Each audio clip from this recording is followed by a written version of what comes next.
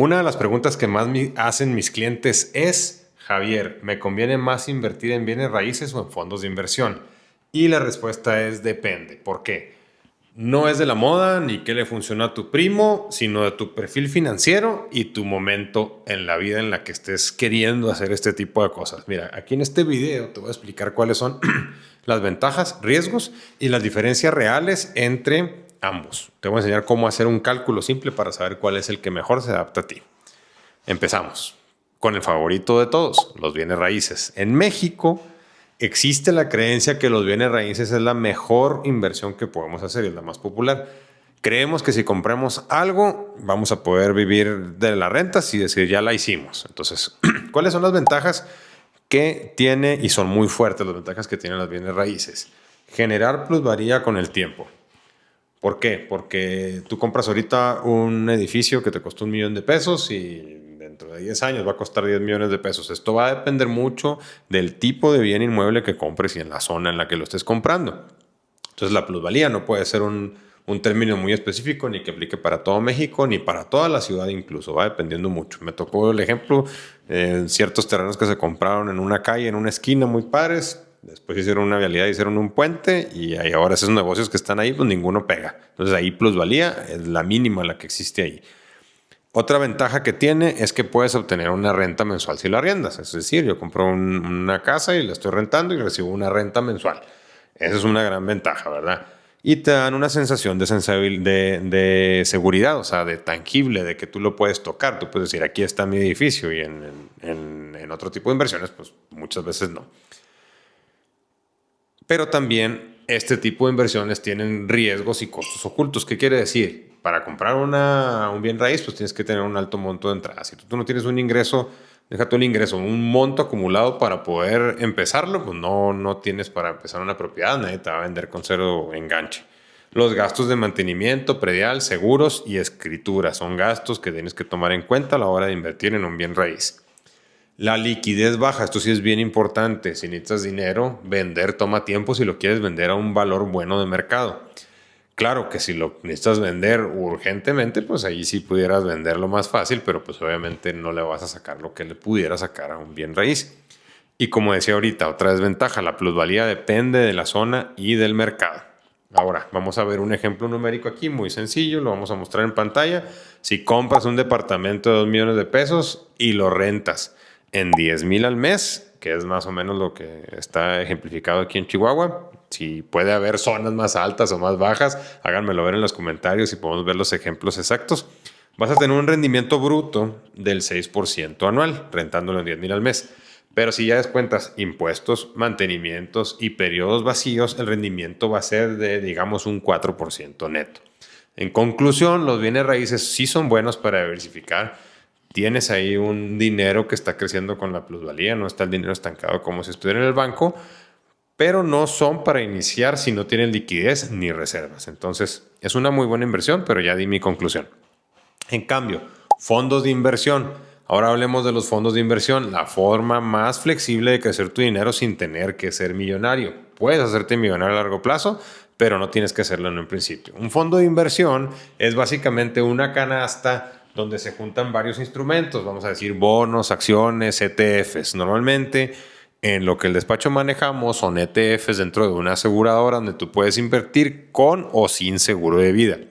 Tú inviertes una cantidad y los expertos la administran por ti. Se cobra un pequeño costo de administración, que ahorita no vamos a hablar tanto en específico de eso, pero de todas maneras sigue siendo muy rentable. Es que lo mejor de todo esto es que puedes empezar desde montos bajos, es decir, desde $1,000. Es una de las principales ventajas. Y pudieras llegar a tener una liquidez rápida, sí, si lo haces en un instrumento moderado. Si lo haces en un instrumento de alto riesgo a la liquidez, pues puede que tengas ahí un poquito problema con la liquidez, pero va a depender mucho de tu perfil. Vamos a diversificar desde el principio en una diversificación global. Normalmente uno de los ETFs principales donde se invierte en las aseguradoras es S&P 500, son las 500 mejores empresas del mundo. Entonces es importante la liquidez. Pues sí, si hay una liquidez, si tú no necesitas el dinero sin ningún problema lo puedes retirar y cancelar tu proyecto. Y es accesible para cualquier perfil. ¿Cuáles son los riesgos? La volatilidad del mercado. Es lo que les decía ahorita. Si hay un riesgo a la liquidez, sí. como en abril pasó, el S&P 500 baja y bajó bastante y tú necesitas en ese momento retirar el dinero, pues no vas a poder tener esa liquidez. Cuestión de aguantar 6 meses, que es lo que ya sucedió, donde ya tenemos números positivos y pudieras tener ya una mayor liquidez. Si no entiendes tu perfil, también es un riesgo. Puedes asustarte en las caídas y retirar en un mal momento. Misma cosa que estoy comentando. Hace poquito una persona me dijo, oye, es que yo metí en marzo, justo metió el dinero, un dinero extra para tenerlo con más liquidez y lo metió en bolsa de Estados Unidos y no tenía liquidez y me dijo, ¿qué onda? Y dije, aguántalo. Y ahora sí ya pudo sacarlo, incluso con mejores rendimientos de los que venía generando antes de la caída de abril. Ahora, por último, vamos a poner aquí una simulación de la rentabilidad que puede tener un instrumento versus el otro. Si tú tienes 500,000 pesos disponibles, imagínatelo, los pones en un departamento que genera lo que dijimos ahorita, un 4% neto anual, en 10 años vas a tener aproximadamente 740,000 pesos ajustados por inflación. Pero si los inviertes en un fondo moderado al 8% promedio, y estamos hablando de un fondo moderado, porque un fondo de alto riesgo está generando entre 10 y 12% anual, en los mismos 10 años vas a tener 1,079,000 pesos. Entonces aquí se puede ver la comparativa con un 4.5 anual, que la rentabilidad depende del instrumento, pero también es de tu liquidez y tus objetivos. ¿Qué quiere decir esto? Sí, si tienes el dinero junto, puedes ver que no hay mucha diferencia porque incluso al final pudieras tú vender el bien, aparte de las ganancias, y tener una mayor ganancia, pero si no tienes tú ahorita un monto grande para empezar a invertir, puedes llegar a este 1,079,000 de monto en monto mensual para ahora sí, después de ya tener ese fondo junto, reinvertirlo en un bien raíz o en otro tipo de instrumentos. Entonces, aquí está la diferencia muy clara. Te quiero compartir también una historia real, va muy relacionado con esto. Recuerdo cuando yo empecé hace 10 años, un cliente, un doctor me dice, mira, yo no quiero contratar un seguro de vida porque si yo me muero, es muy clásico que te comenten eso, ¿verdad? Yo tengo 1,000,000 de pesos y si me muero, ahí está el 1,000,000 de pesos para mi familia. ¿Dónde lo tienen? En el banco. ¿Qué le genera? Nada, nomás el 1,000,000 de pesos. Pero me habían ofrecido que a lo mejor un pagaré y que crezca, en aquel momento era un 4 o 5% anual.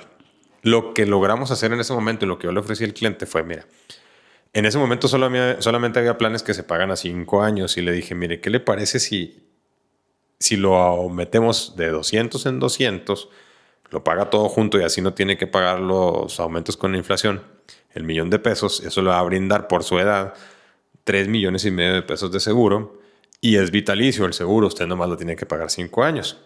Lo que más le gustó es que si después de 10 años, y ahorita no lo ha necesitado, pero ya pasó el plazo, si usted ya no quiere dejar ese dinero a sus hijos, pues aparte del rendimiento que le dimos, pues está la liquidez de ese dinero, lo puede sacar sin ningún problema. E incluso dejarlo más años para que siga creciendo. O no tocarlo y el seguro de vida va a seguir creciendo con la inflación para que su dinero, que en ese momento lo multiplicamos desde el primer día por 3 veces, siga creciendo y realmente pueda dejar una herencia. ¿Con qué va de la mano? Porque no estoy hablando de bienes raíces, pero él pudo haber comprado a lo mejor una casa con ese 1,000,000 de pesos, no sé dónde, ¿verdad? Pero pudo haber comprado una casa y pudo haber generado rentas con todos los costos que estábamos comentando ahorita. Y a lo mejor con la plusvalía no llegaría a los 3 millones de pesos. Eso es lo que más o menos calculamos, ¿verdad? Pero sí realmente con el seguro de vida logró tener mucho mayor liquidez y mucho más fácil el control que tener que ir a cobrar las rentas, los mantenimientos y todos los costos que veníamos ahorita comentando. Sí es una buena inversión, pero en el caso específico del doctor sí era mucho mejor hacerlo por medio de un seguro de vida. Y por último, en resumen, los bienes raíces son ideales cuando ya tienes liquidez y buscas una estabilidad a largo plazo. Eso sí está bien si tú lo necesitas de esa manera. Los fondos de inversión te permiten crecer y acumular dinero y diversificarlo desde un principio con montos bajos. Lo importante, como comentaba ahorita, no es el instrumento, sino que tengas un plan financiero antes de invertir y precisamente para eso estamos nosotros, para ayudarte a ver dónde es donde mejor pudieras invertir tu dinero, qué parte de tus ingresos es lo más importante y a quiénes debes de proteger con esto. Recuerda, agenda tu sesión Javisnes y hagamos crecer tu dinero.